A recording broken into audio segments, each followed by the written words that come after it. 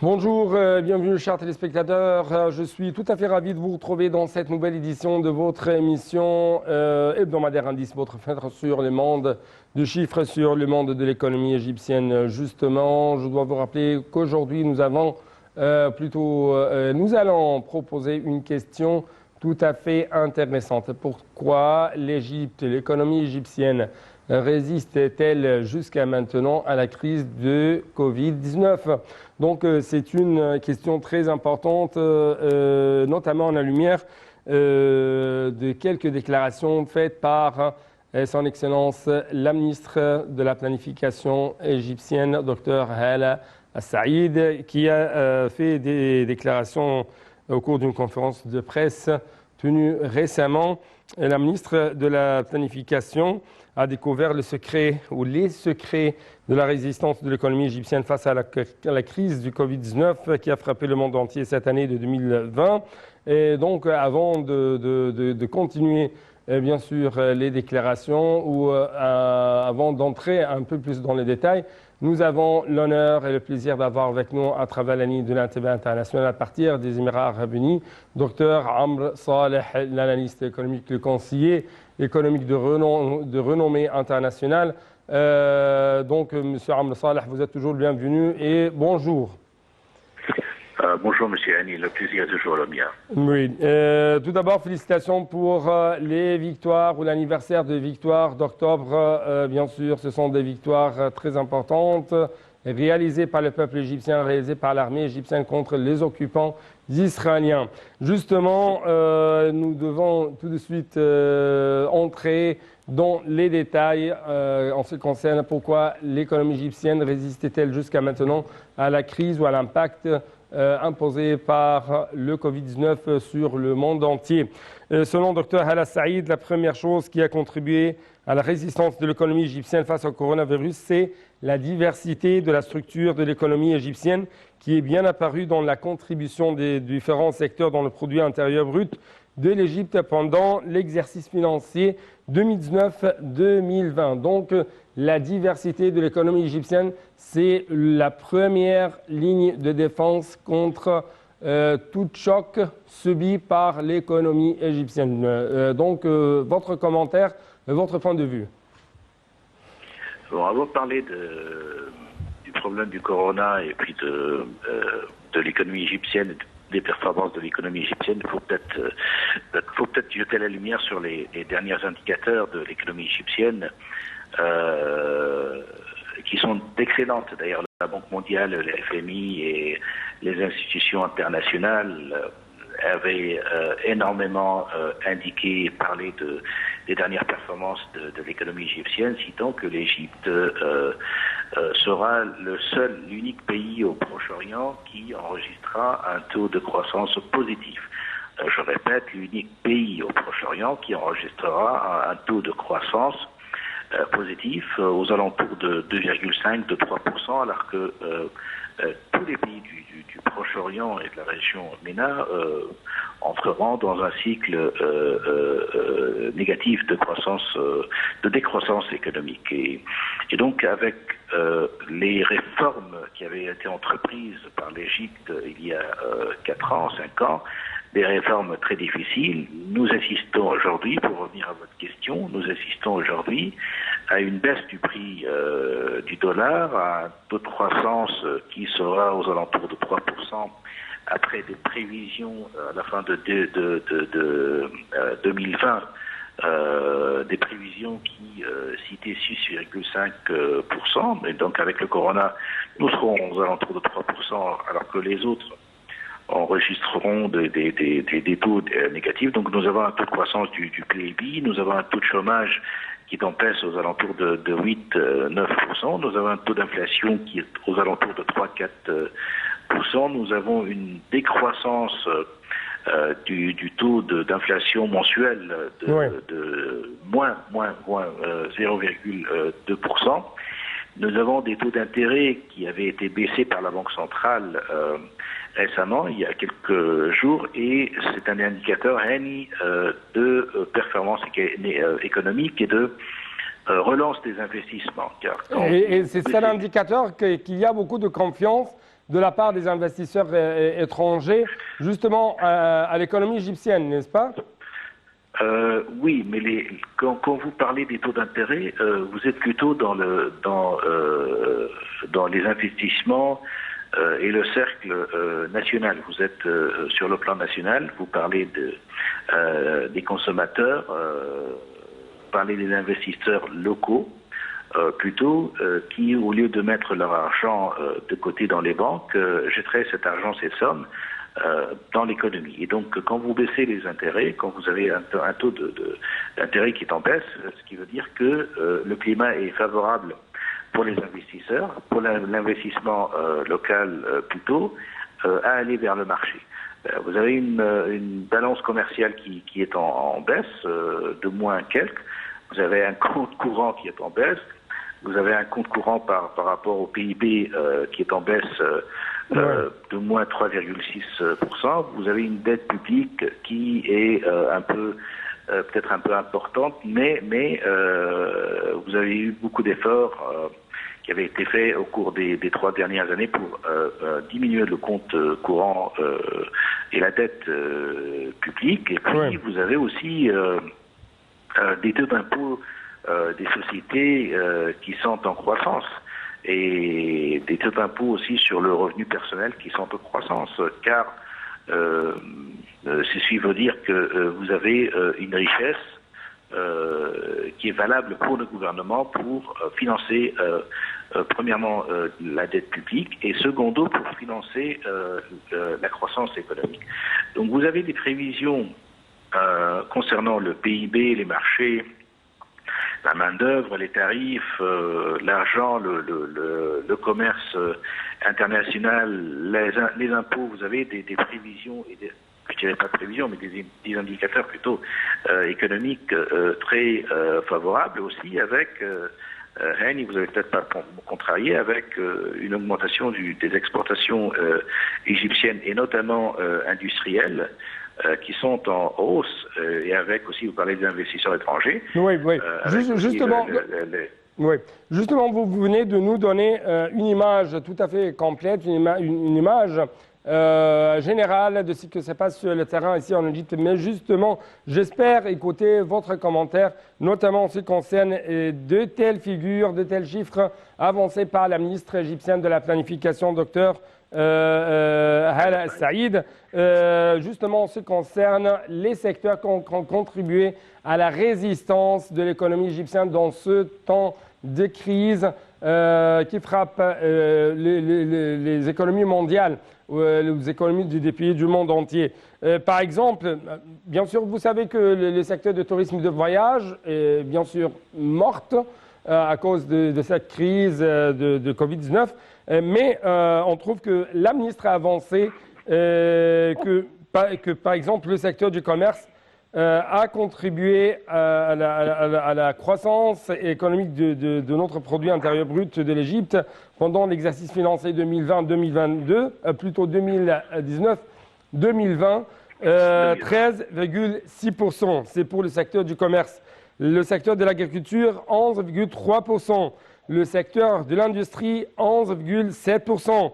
Le secteur de la construction, 4,9%. Le secteur des activités immobilières, 10,3%. Le transport, 4,6%.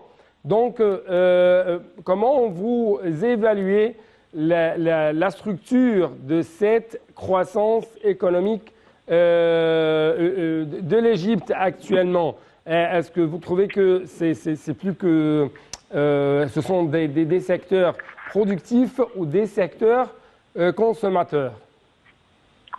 Bon, tout d'abord, les chiffres avancés par Dr Hala Saïd que vous venez de citer nous intéressent pas trop, car c'est des chiffres structurels. C'est des chiffres structurels qui citent le poids structurel des secteurs dans l'économie. Ce qui nous intéresse, c'est plutôt les taux de croissance de ces secteurs. Et quand on parle de taux de croissance de ces secteurs, nous avons des secteurs qui sont très performants, malgré les difficultés, comme vous venez de citer. Les chiffres avancés, les pourcentages, c'est des pourcentages de poids.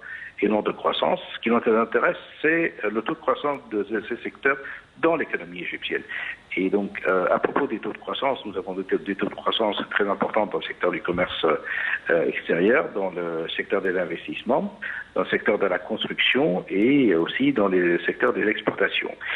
Et somme toute, vous avez aussi un taux de croissance qui sera entre 2 et 3% dans l'économie du PIB. Donc, les taux de croissance, et puis, faut aussi peut-être citer, je crois que le ministre du Tourisme et des Antiquités avait des propos il y a quelques jours, indiquant aussi que le tourisme, les chiffres de tourisme sont intéressantes.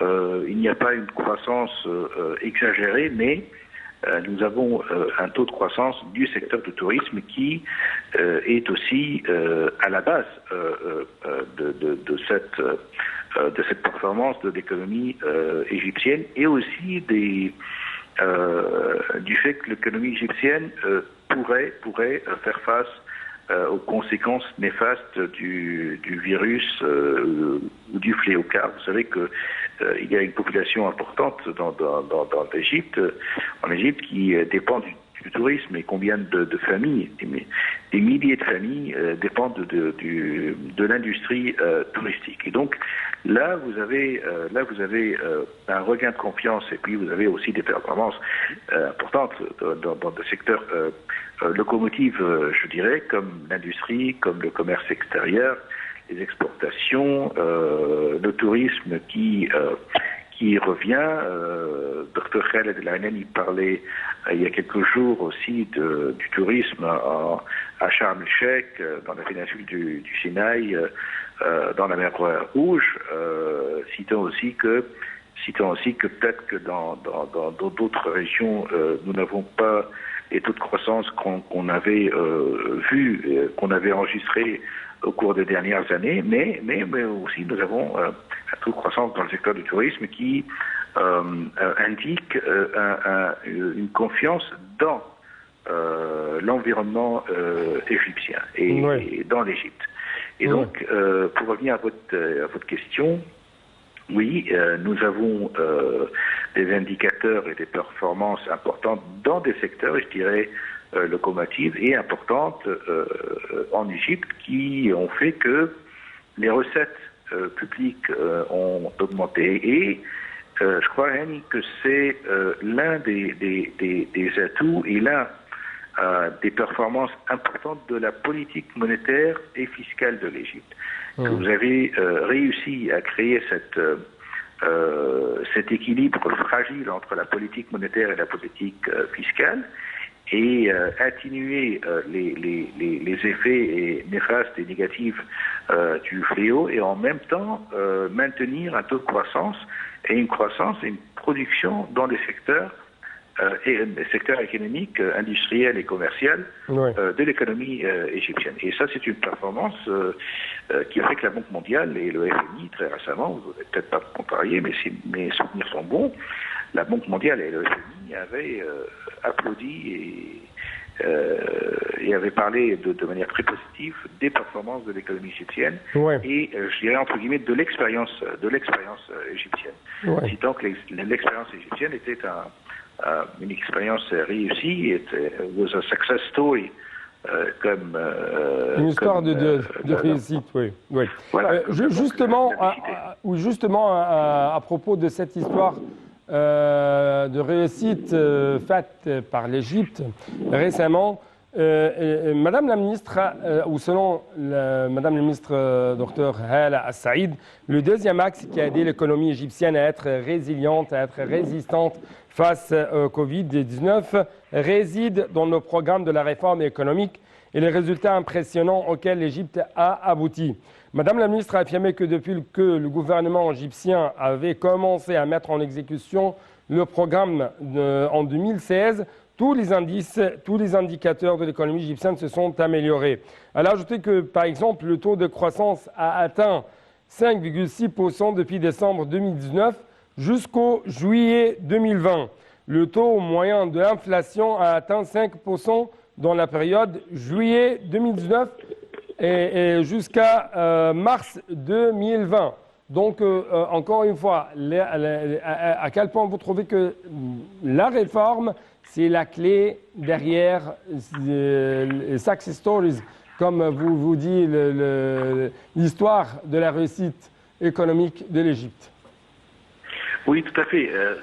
Nous avons eu ces propos très récemment et j'ai dit à plusieurs reprises que le programme de réforme économique que l'Égypte avait entrepris en 2015-2016, malgré les propos et les avis contrariés et négatifs des institutions financières internationales et des institutions internationales qui n'avaient pas cru que l'Égypte avait la volonté et je dirais aussi la capacité et l'audace de mener un tel programme difficile dans des conditions très difficiles. Vous vous souvenez, le dollar était arrivé et pouvait franchir la barre des 20 livres égyptiennes. Là, on est à 15 livres égyptiennes. Donc, vous avez une baisse de 25% du prix du dollar vis-à-vis de la livre égyptienne. Donc, nous avons entrepris un programme de réforme économique très courageux. Et vous vous souvenez qu'à l'époque, le président Fattah el-Sisi, à l'époque, au début des réformes, et l'homme, sachez, très concrètement et très clairement que nous allons franchir une période difficile du point de vue politique et non seulement économique, économique et social, et donc avait appelé les Égyptiens à s'unir derrière ce programme de réforme économique. Et donc après le programme de réforme économique, comme j'avais dit au départ, les performances à la fin très positive. Nous avons une diminution du taux de chômage, une croissance des investissements privés, publics, croissance des taux des exportations. Vous avez une création d'emplois. Nous avons créé à peu près 5 millions d'emplois au cours des dernières années, ce qui est un chiffre impressionnant, mais impressionnant. Ouais, justement, ce qui impressionne beaucoup les milieux d'affaires, les milieux financiers, ce sont les déclarations faites par le gouverneur de la Banque centrale, M. Tariq Amer, qui a dit que la monnaie égyptienne, la livre égyptienne, c'était la seule monnaie au monde entier qui a connu une hausse pendant la crise de Covid-19 d'un taux de 1,4%. Et selon lui encore, la stabilité financière dans l'État a contribué au fait de rendre la monnaie nationale plus forte pendant cette crise de Covid-19. Donc, votre commentaire, votre analyse? Oui, tout à fait vrai, mais faut aussi savoir, Hani, que nous étions partis très loin. Nous étions partis très loin et que nous étions en chute libre, car jamais la livre égyptienne était arrivée à un tel niveau de faiblesse vis-à-vis du dollar. On était arrivé à, comme je disais, on allait franchir la barre. Et d'ailleurs, c'était pas des prévisions, mais c'était je dirais de la propagande contre l'Égypte et la propagande des frères musulmans dans les médias faisait en sorte que donner l'impression au public que nous allons franchir la barre des 20 livres. Et donc on était parti très loin, mais on avait aussi cette pour appeler les choses en termes, nous avons aussi eu cette décidence et cette croyance que nous pouvons faire mieux et que nous avons toujours fait mieux et que nous pouvons. Et c'était le slogan qui avait été lancé par le président Fattah el-Sisi en disant que l'Égypte est un pays, un grand pays et que la population égyptienne est une population grandiose et que nous pouvons, comme nous l'avions déjà fait, nous pouvons le faire encore une fois. Et donc là, le gouverneur de la Banque centrale a totalement raison. Oui, les chiffres et les performances et les indicateurs et les pourcentages montrent que nous avons gagné 25% de la valeur de la livre égyptienne vis-à-vis du dollar ou des devises étrangères grâce tout simplement aux performances de l'économie égyptienne au cours des 5 dernières années. 5 dernières années qui avaient été très difficiles. 5 dernières années où vous partez du point zéro, je dirais. Oui, très difficile. 5 dernières années étaient très difficiles au niveau individuel, au niveau des citoyens. Parce que, comme vous savez, le citoyen paye bien sûr cet coût très amer de la réforme économique égyptienne. Oui, et merci pour cette remarque, car ABC et les premières lignes dans le livre, dans les bouquins d'économie et de réforme économique, cite que s'il n'existe pas une concertation publique et si les gens ne sont pas, je dirais, unis et concertés. Si les gens ne soutiennent pas la réforme économique, c'est ça ce que vous voulez dire? Tout à fait. Il faudrait qu'il y ait au départ une concertation publique, il faudrait qu'il y ait une unité publique, une union publique avant chaque réforme. Et faut peut-être applaudir et très clairement saluer le citoyen égyptien, comme vous venez de le dire, car c'est le citoyen qui avait payé le prix. Et le prix était important. Nous sommes, comme je vous le disais, nous étions partis de zéro. Nous avons eu un PIB, un taux de croissance du PIB qui avait chuté après les événements de 2011, qui avait chuté à 1,5, 1,8%, 2%. On est reparti jusqu'à 6,5% avec des prévisions qui donnaient des prévisions et des chiffres supérieurs à 7 ou 8% au cours des prochaines années. Donc nous sommes partis très vite et très fort après une chute libre, comme je vous le disais. Et le citoyen avait payé le prix, et d'ailleurs c'est pour cela que, et pour atténuer et diminuer le prix qui avait été payé par le citoyen égyptien, vous vous souvenez, vous n'êtes peut-être pas contrarié, mais vous vous souvenez que le président Fattah el-Sisi avait demandé qu'il y ait un volet social parallèlement au volet économique et au programme de réforme économique. Et d'ailleurs, il y a eu le programme Takaful Karama, des subventions. Dignité, solidarité, oui. Voilà, tous les programmes de soutien public, soutien de solidarité, chômage, pour les SMEs, tous ces programmes d'aide sociaux et de subventions pour les entreprises et pour les populations les plus défavorisées. Ouais. D'ailleurs, nous parlons de la santé, service de la santé, service dans l'enseignement. En Haute-Égypte, tous ces milliards de livres égyptiennes qui avaient été octroyés aux classes les plus défavorisées pour atténuer justement les effets négatifs fortes conséquents de la réforme économique. Oui, justement parmi les effets négatifs, c'est, si je peux dire, c'est l'augmentation ou la hausse de taux de pauvreté ici en Égypte. Mais selon le gouvernement, par exemple, il y a d'autres moyens autres que la subvention directe aux citoyens, la subvention à travers la dépense d'argent, ainsi de suite. C'est plutôt comment nous pouvons lutter contre ce qu'on appelle la pauvreté multidimensionnelle à travers la création de taux d'emploi, à travers bien sûr la lutte contre le chômage, c'est-à-dire à travers l'amélioration de la santé, à travers l'amélioration de l'enseignement.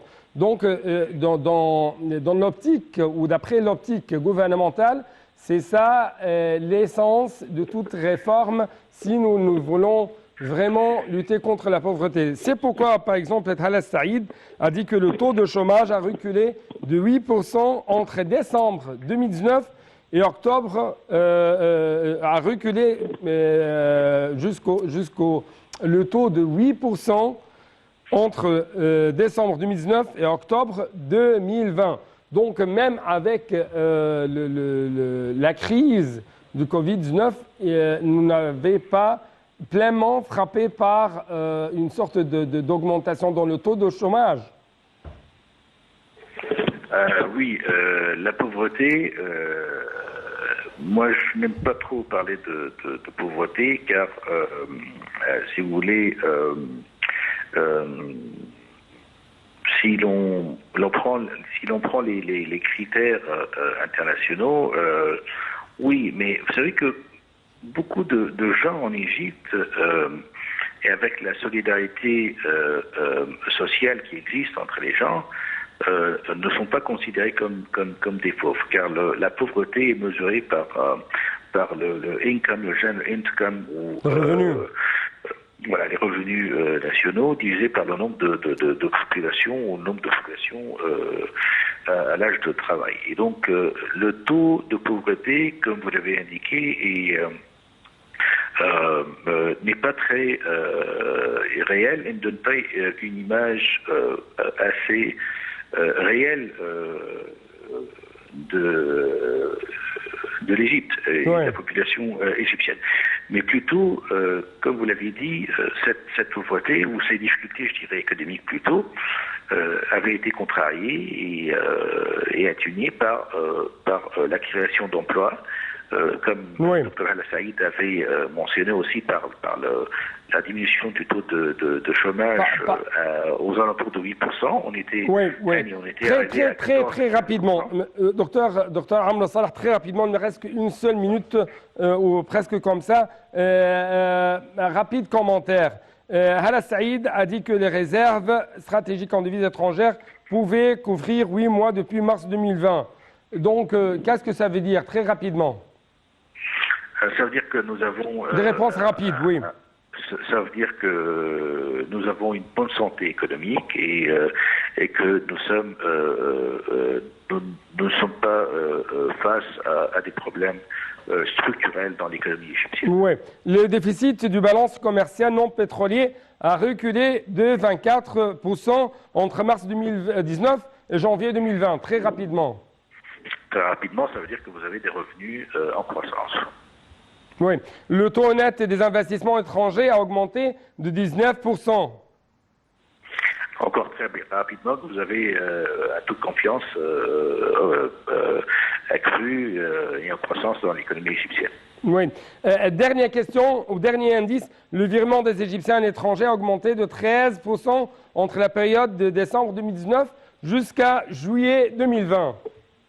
Ah, ça, c'est très important. C'est très important car vous avez une confiance